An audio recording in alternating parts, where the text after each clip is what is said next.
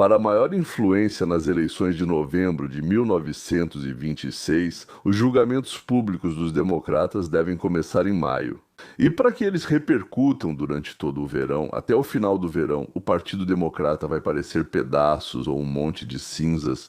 Assim soa melhor, sim, um monte de cinzas de um asilo queimado.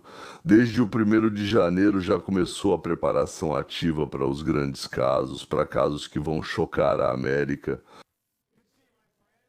Bom te ver, amigo. Como dizem, procure quem se beneficia. É o que o Comitê de Supervisão da Câmara faz agora. Eles investigam de perto o rápido aumento do patrimônio familiar de Jesse, do grupo Ilhan Omar, principalmente após o escândalo de fraude nos serviços sociais da Somália. Entre 9 e até 19 bilhões de dólares explodiram no distrito eleitoral dela, em Minnesota. O presidente do Comitê de Supervisão, James Comer, afirma que os advogados de sua equipe estão considerando tomar a medida extraordinária de convocar o marido de Omar ao tribunal devido às suas práticas comerciais duvidosas.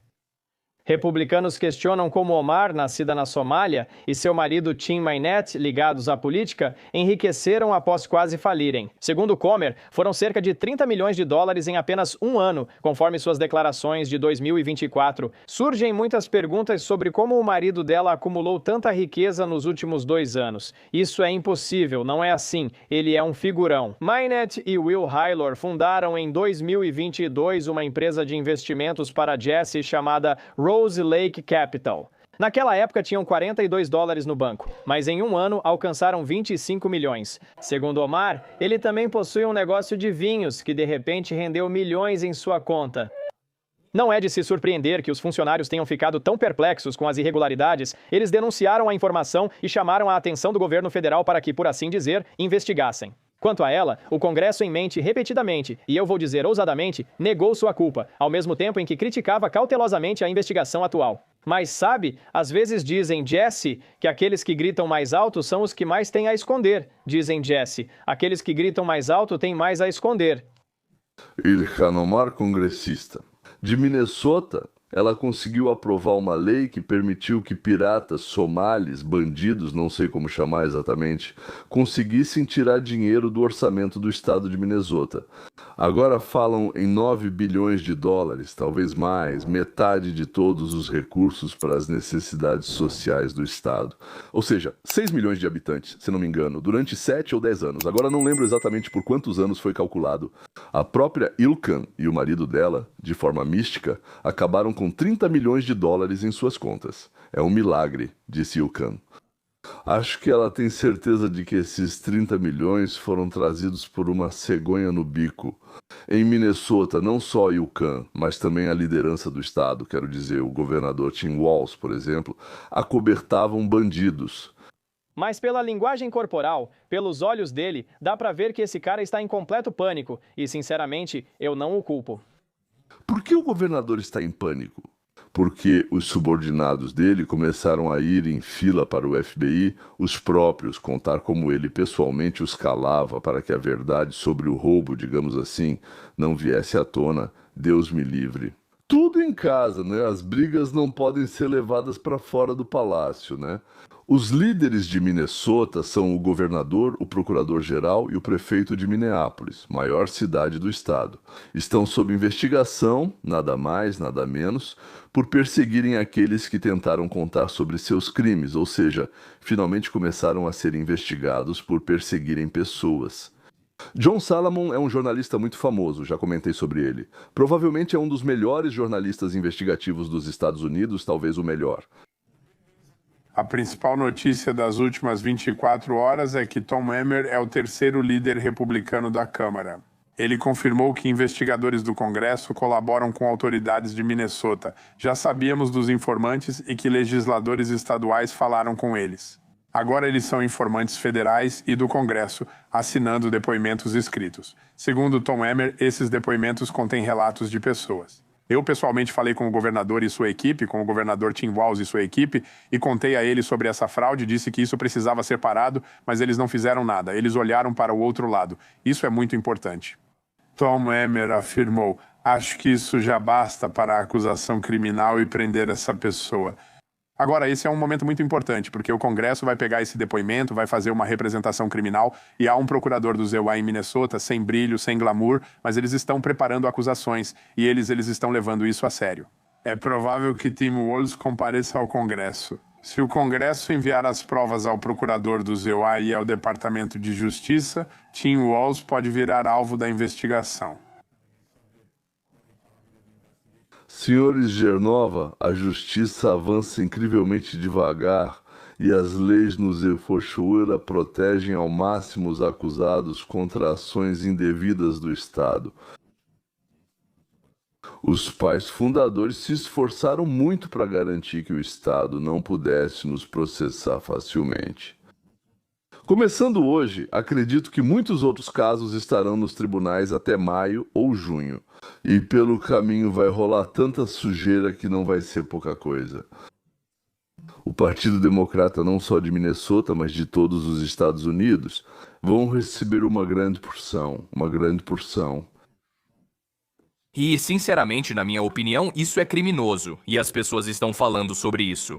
Tim Walz, ao que parece, está diretamente envolvido em roubo e corrupção, protegendo esses vigaristas, esses ladrões, em vez das pessoas a quem ele deveria servir. Deve haver algum elemento de responsabilidade criminal aqui, e é por isso que dissemos que acusações devem ser feitas. Bem, parece que finalmente estamos caminhando nessa direção. Quando você entende os detalhes, fica ainda mais incriminador, pois Tim Walz ignorou os informantes e se omitiu.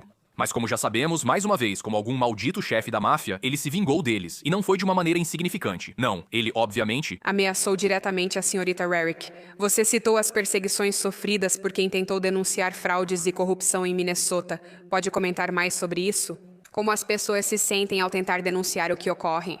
Senhorita Sledovat, essa retaliação ocorre há muito tempo, como disse Faye Bernstein em reportagem e no artigo da Newsweek.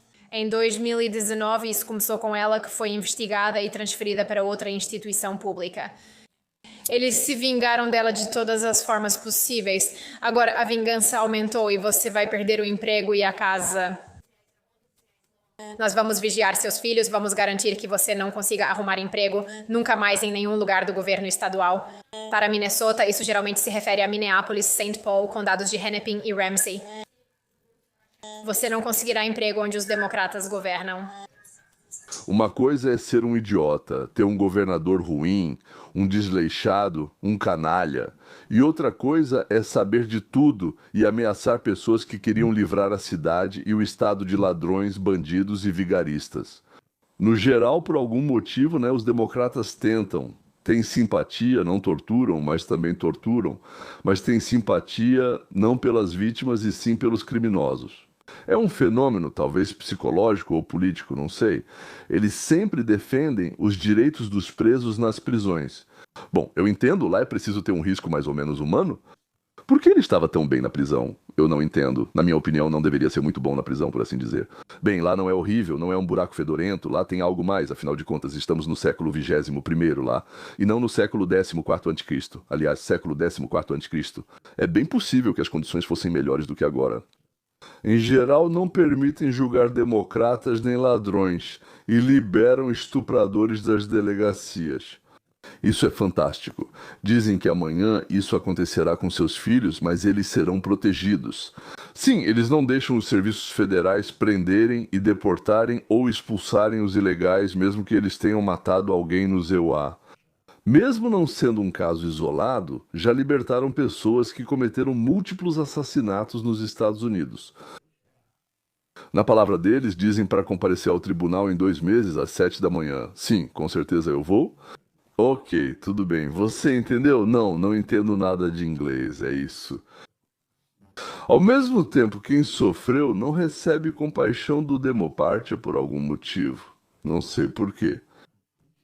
Bem, com exceção das exceções, exceto nos casos em que um policial branco fez algo com um bandido negro, mesmo assim, sim. Então toda a atenção, toda a simpatia vai para a vítima, para o negro.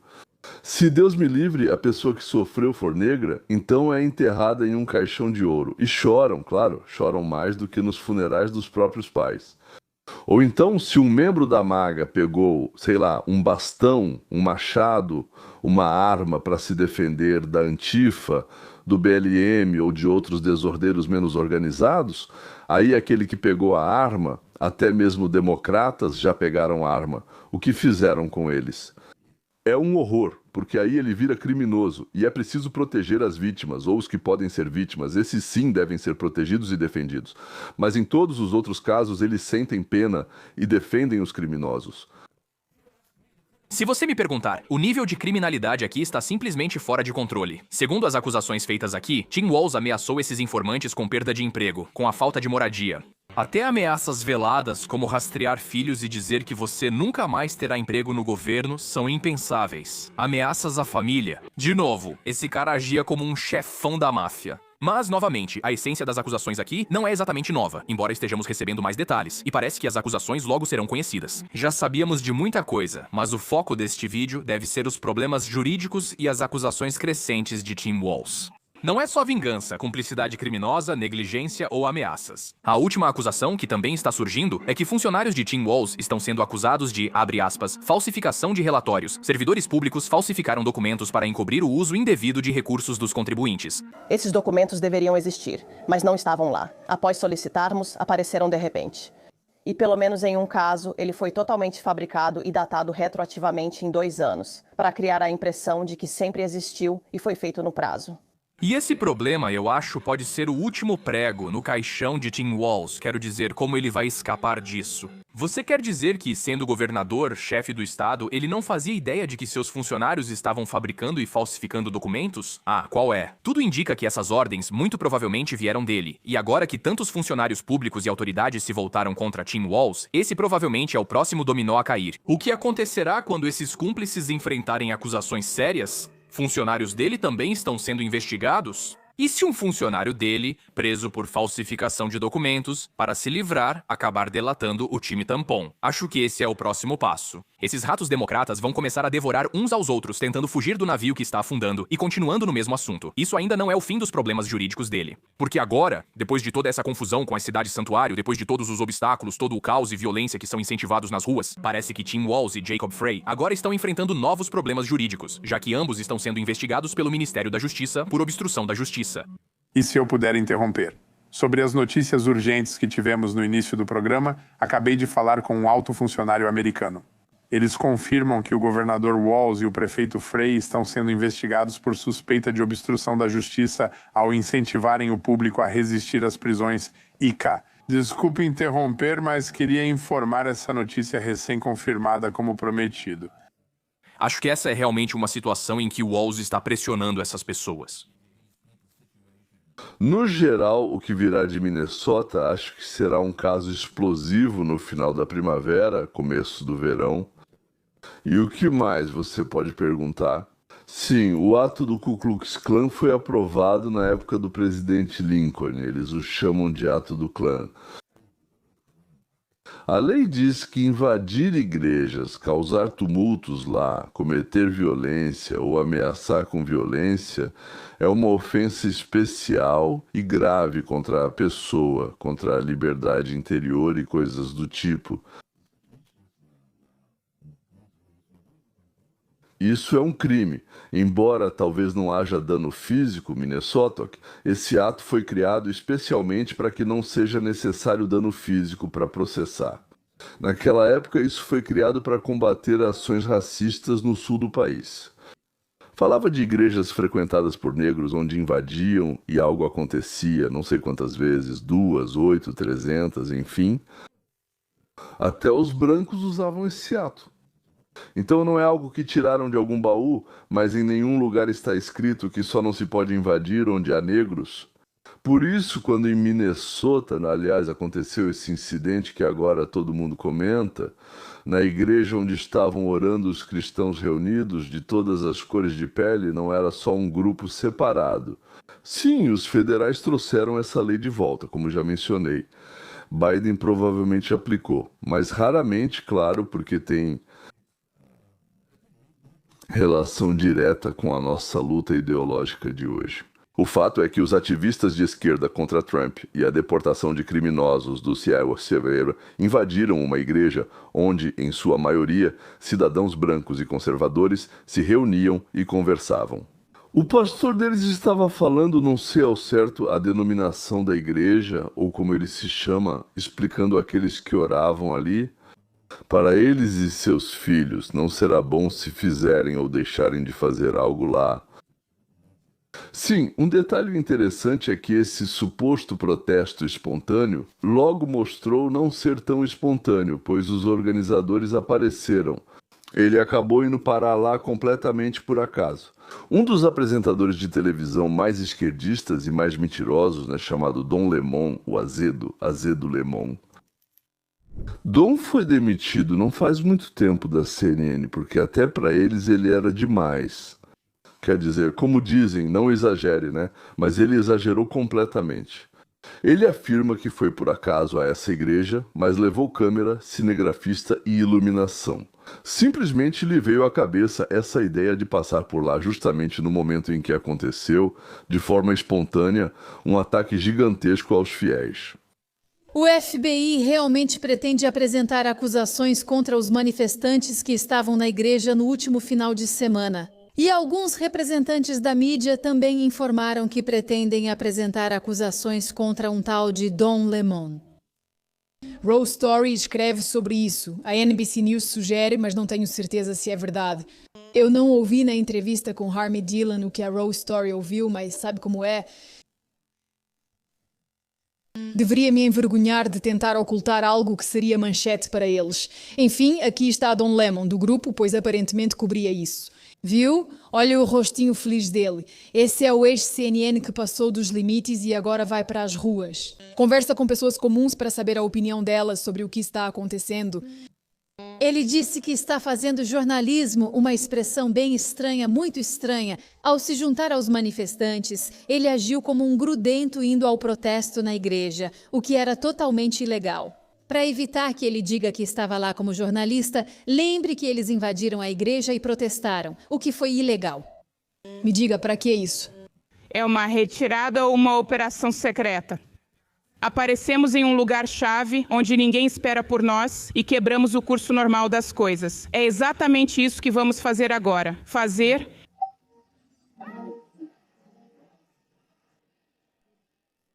Foi isso. Ais vai embora. É isso que eles dizem. Eles invadem um local de reunião com uma ideia principal e querem causar confusão. Sinceramente, eu não entendo o que eles podem conseguir com isso. Tipo, invadiram, Eu não sei.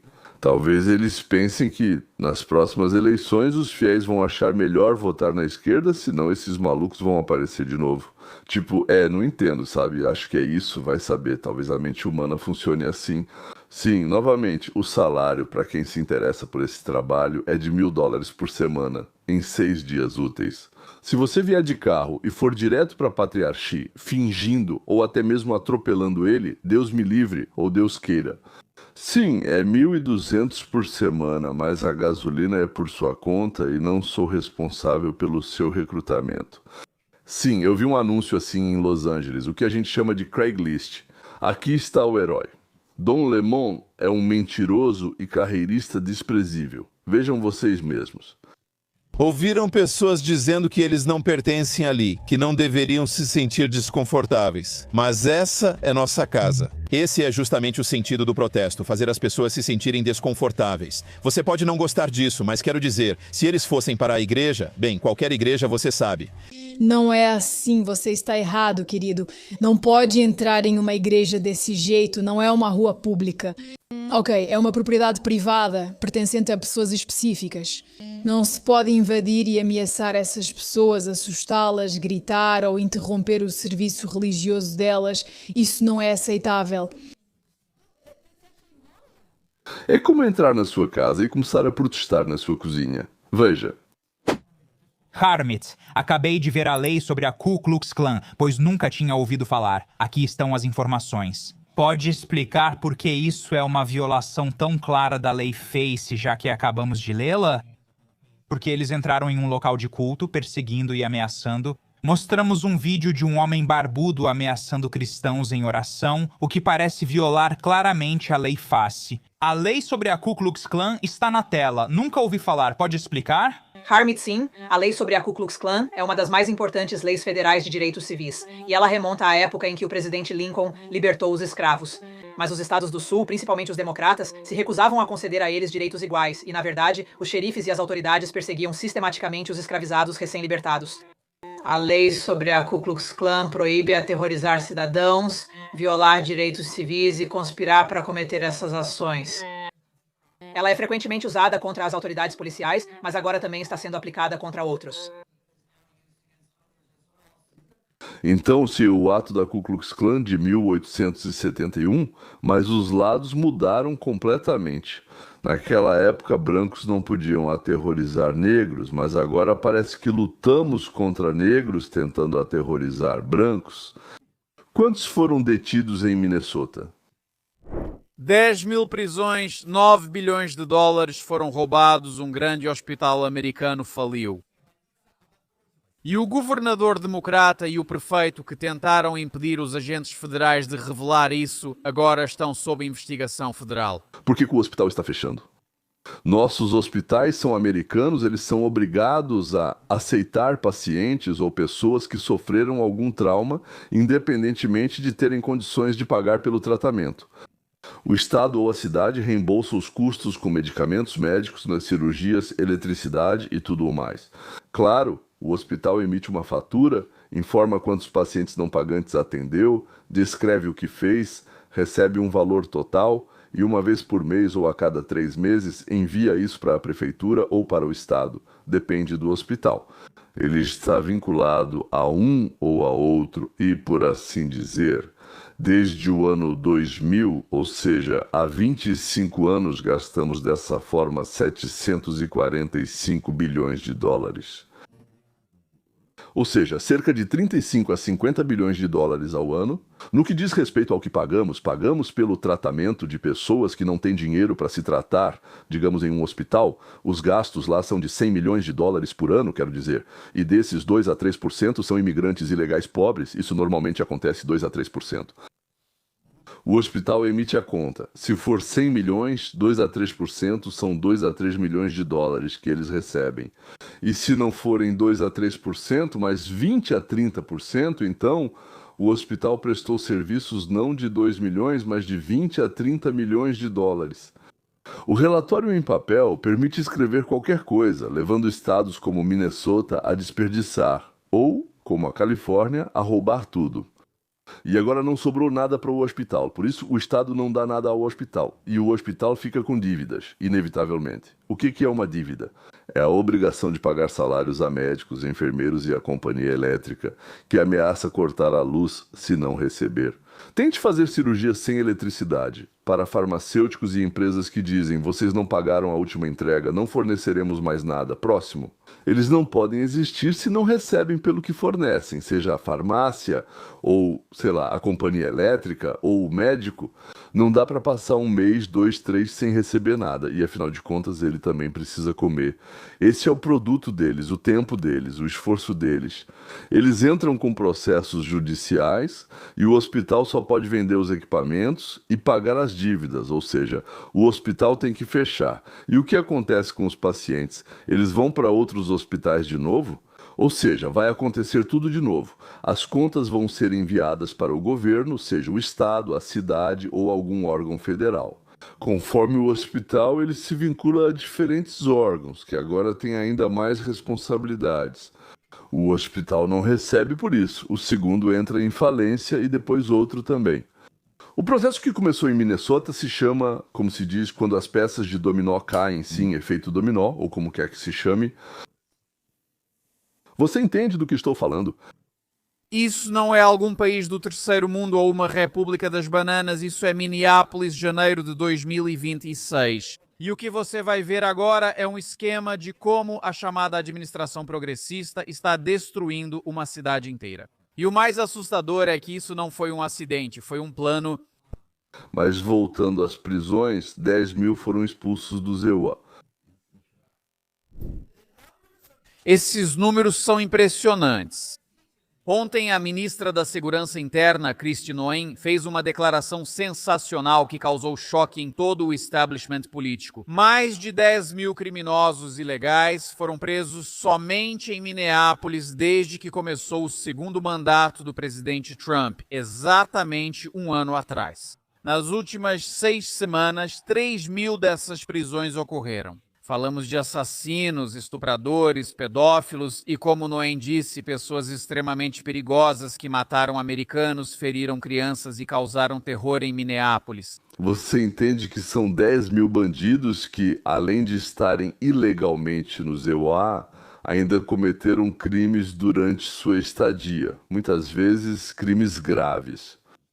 Ou seja, o Partido Democrata trazia para seus estados assassinos, ladrões, estupradores, golpistas. Para quê? Sim, para fortalecer círculos democratas e conquistar mais cadeiras no Congresso.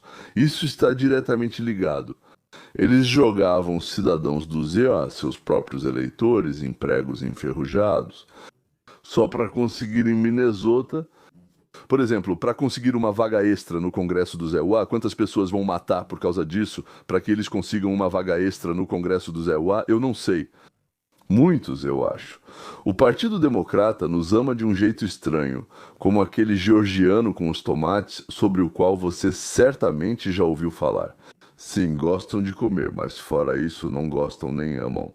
A maior operação federal de imigração do ZEUA envolveu quase 3 mil agentes do ICE, patrulheiros de fronteira e investigadores federais em Minneapolis. Não por uma sessão de fotos ou simbolismo vazio, mas pelo triunfo da justiça fria e implacável que certamente alcançará o topo do governo corrupto e incompetente do estado de Minnesota. O governador Tim Walz e o prefeito de Minneapolis, Jacob Frey, estão sendo investigados pelo Departamento de Justiça do ZEUA por suspeita de conspiração para obstruir autoridades federais. E você precisa deixar esse fato assentar completamente em sua consciência para realmente avaliar e compreender profundamente toda a gravidade do que está acontecendo aqui. Enquanto membros da gangue MS-3 e agentes do cartel eram retirados de suas ruas, Walz e Frey, segundo consta, estavam trabalhando para impedir essas prisões. Eu mesmo vi essa mentalidade com meus próprios olhos, tenho amigos no Facebook que criticam o ICE, apoiam os manifestantes porque acham que a administração Trump está aterrorizando comunidades vulneráveis. Esse é o termo que eles usam para mascarar sua fantasia, tentando entender o que ocorre aqui, comunidades vulneráveis. Quero dizer, esse nível de gaslighting que estamos vendo aqui coloca completamente em dúvida o próprio conceito de bom senso básico.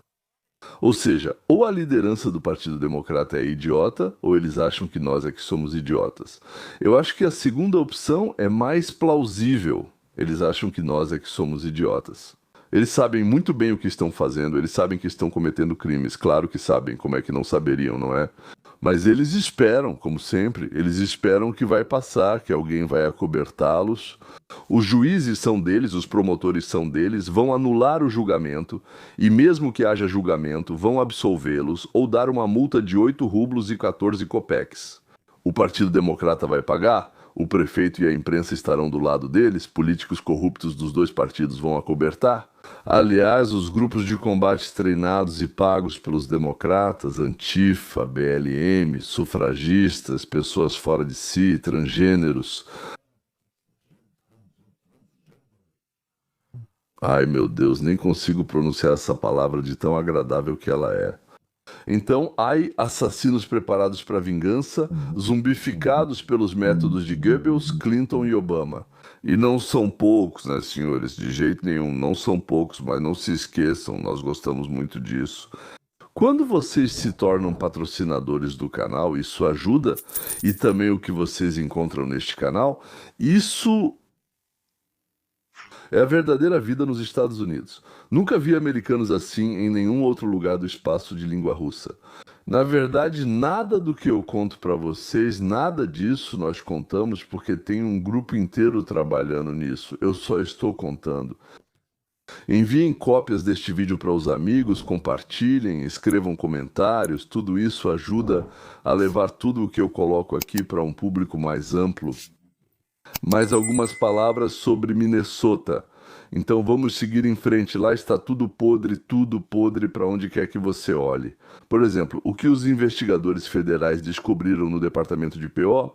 Existe esse departamento, digamos, de pequenas empresas ou para pequenas empresas, e lá eles têm um setor de empréstimos para pequenas empresas. Agências federais ampliam investigações sobre fraude em Minnesota. Até mesmo o Departamento de Pequenas Empresas também se envolveu, usando sistemas avançados de computador para ajudar a rastrear todas essas manipulações. A agência suspendeu empréstimos de quase 7 mil tomadores de Minnesota ligados ao Programa de Proteção de Salários e à SBA durante a Covid, para prejuízos econômicos por desastres naturais. E talvez ainda venha mais. Já encontraram 6.900 casos de fraude no valor de 400 milhões de dólares. Isso é só o começo. Já encontraram 6.900 casos de fraude no valor de 400. Estamos falando de 400 milhões, mas só me importo quando são bilhões. Sim, mas quem está investigando diz, pessoal, vai ter mais, vai ter, a gente já sabe, vai ter mais. Aqui está o jovem blogueiro cuja reportagem sobre Minnesota sacudiu a América. Era preciso a última, aquela gota d'água, ou como se chama, a última gota, para que o povo simplesmente enlouquecesse, e ele acrescentou essa última gota. Como recebeu esse conselho? Sim, eu já sabia da fraude desde junho. Os locais de Minnesota me contaram, mas na época tinham medo de se manifestar. Hoje, Nick estará no Congresso para detalhar suas descobertas e abordar o que ficou fora da reportagem principal. Mais uma vez, tudo está pronto para as sessões no Congresso após as decisões do Comitê de Supervisão do Governo. O Comitê de Supervisão do Governo se reúne, toma decisões e repassa conclusões à liderança do Congresso. Até novembro, ele segue republicano, pois a maioria dos republicanos foi eleita. O Congresso deve votar sobre a transferência de um ou mais casos para a promotoria. Lá eles também já estão preparando os materiais, unindo as exigências do Congresso de investigar o Estado com os materiais que eles já reuniram. Já tinham reunido tudo até o verão. É de Minnesota que vão começar os fogos, gemidos, gritos e choros. Espero por isso. Mas, como vocês vão ouvir agora, o fio vai puxar o novelo. Não sei como ele está lá. O Congresso vai votar pelo governo, isso em novembro. A maioria republicana dos republicanos foi escolhida. Então, até novembro, os republicanos foram escolhidos, reuniram-se. Porque tem medo de uma reação negativa em suas comunidades. Nos últimos meses, coletei informações e David, do meu vídeo, tinha todos os dados sobre a fraude, o que me permitiu gravar esse vídeo. Então, o presidente afirma que esse escândalo, essa fraude, agora pode chegar a 19 bilhões de dólares. É simplesmente uma quantia de dinheiro impressionante. Bem, com base na investigação que você realizou, é possível que uma quantia tão grande de dinheiro, assim como uma fraude tão generalizada, pudesse acontecer sem o conhecimento dos líderes locais? Seja o prefeito, o governador Walz ou Ilhan Omar, deputada do Congresso da região. Sim, acho que a maioria sabia da fraude, inclusive o prefeito. Frey afirmou ao vivo na TV Nacional que a fraude é real.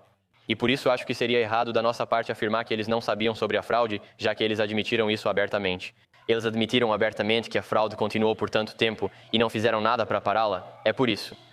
Qual o seu palpite? Eles estão envolvidos ou sabem de algo? É lavagem de dinheiro ou só enriquecimento?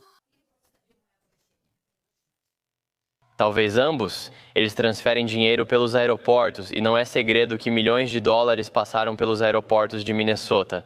E o que é interessante é como o patrimônio de Ilhan Omar passou de negativo para dezenas de milhões de dólares. Realmente muito interessante. Aliás, a Administração de Segurança no Transporte, a TSA, é quase totalmente composta por... Quase todos os funcionários são da comunidade somali em Minneapolis. Então, essas malas cheias de dinheiro terem passado é outro ponto interessante.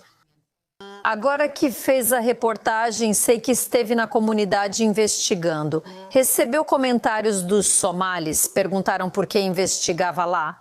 Ou alguns deles, sabe, sentem vergonha e dizem: estamos envergonhados e queremos ajudar vocês porque isso não deveria ter acontecido. Não recebi mensagens de ajuda contra a fraude. Fui até lá sozinho. Como você sabe, o Congresso prepara uma investigação semelhante à de Minnesota, envolvendo estados, cidades e outros locais. Bem, você ouviu, digamos, falar sobre a Califórnia? Sim, daqui a uns 4 ou 5 meses eu prevejo o futuro como um vidente, como Cassandra. Vamos descobrir então um país furioso com o que os democratas fizeram com eles, de Clinton a Obama, de Hillary a Kamala até Biden e todos os outros no meio. Agora vão nos mostrar cada vez mais enganos, roubos, fraudes e então o trovão vai cair. E aí está a Califórnia. A Califórnia gastou Mais de 24 bilhões. de dólares em... Nos últimos 5 anos, quase sem progresso. É isso, na verdade, até o próximo roubo, naturalmente, mas quero terminar no nosso ponto mais doloroso chamado eleições. Como foi que em 2020, de repente, 10 milhões de eleitores a mais votaram nos democratas pelo Biden do que em 2012, 16 e depois em 24? Esses 10 milhões de eleitores surgiram do nada e sumiram. Para onde foram? Ou nunca existiram? Talvez, então, quem foi que inventou esses votos? Porque parece muito que eles foram inventados. Quem frauda as eleições dos EUA? Benny, você lembra como o tradicional Estado Vermelho do Arizona surpreendeu ao eleger Joe Biden em 2020 por apenas 10 mil votos, chocando todos? Anunciaram rapidamente e logo começaram a aprender. Fazer perguntas parecia muito suspeito. No Arizona, após adotarem votação eletrônica, uma eleição mais justa deu vitória a Donald Trump por centenas de milhares de votos. Em 2024, daqui a alguns anos. É estranho o que aconteceu exatamente lá. Simplesmente não faz sentido. Devemos perguntar sobre as máquinas, o que essas vozes pensam delas e se a administração Trump já questionou isso. Tulsi Gabbard afirmou: "Estamos investigando máquinas que manipulam resultados de votação e encontramos provas disso. Veja." Os melhores cuidam disso. Garantir a integridade das eleições é uma delas. Temos provas de como esses sistemas eletrônicos de votação foram vulneráveis a hackers por muito tempo e suscetíveis à manipulação dos resultados dos votos. O que mais motiva seu mandato a adotar cédulas de papel nacionalmente para garantir a confiança dos eleitores na integridade das eleições? As urnas eletrônicas usadas no Arizona e desenvolvidas com software na Venezuela não são precisas e podem influenciar os resultados das eleições.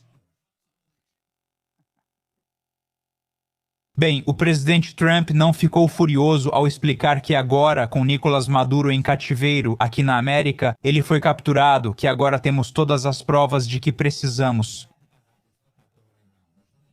Acho que Maduro paga por cada copo d'água, pela comida, pelo garfo, pelas meias secas, mais do que paga com informações. Paga Alex Jones. A reação inicial dele a isso foi: bem, vamos aprender tudo com Nicolás Maduro. Porque todo o eixo do mal no país e no mundo passava pela Venezuela. Será que vão forçar Maduro a denunciar Pelosi, democratas, Clintons e Bushes pelo envolvimento com o tráfico? Não contaria com uma ação dos promotores. Com certeza, Trump encerra sanções dos EUA, lavagem de dinheiro, apoio e fraude eleitoral. Quem controla isso é o Estado profundo da CEA por meio da China, Venezuela e Cuba. Cuba, México e Ucrânia enfrentam sérios problemas, assim como a operação de Sheinbaum e a nave-mãe deles. A Venezuela tinha um grande orçamento e muito dinheiro, mas não para o povo, e sim para controle. Isso acabou.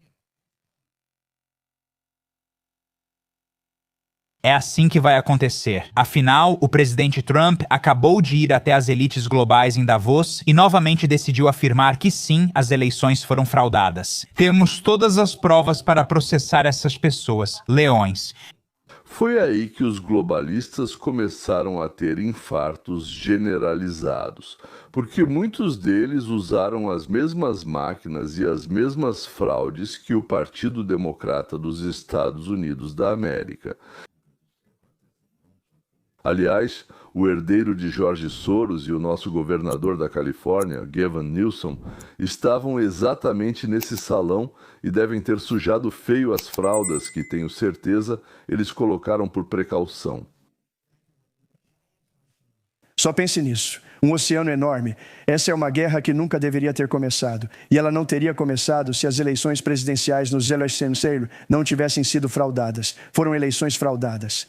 Todos já sabem, descobriram e logo os responsáveis serão punidos. Provavelmente é um escândalo, mas é o correto. Eleições foram manipuladas, precisamos de fronteiras e eleições fortes e, se possível, uma boa imprensa. Sempre digo isso. Fronteiras protegidas, eleições justas e uma pessoa decente na Casa Branca, mas ser decente não é suficiente, é preciso também saber ser presidente.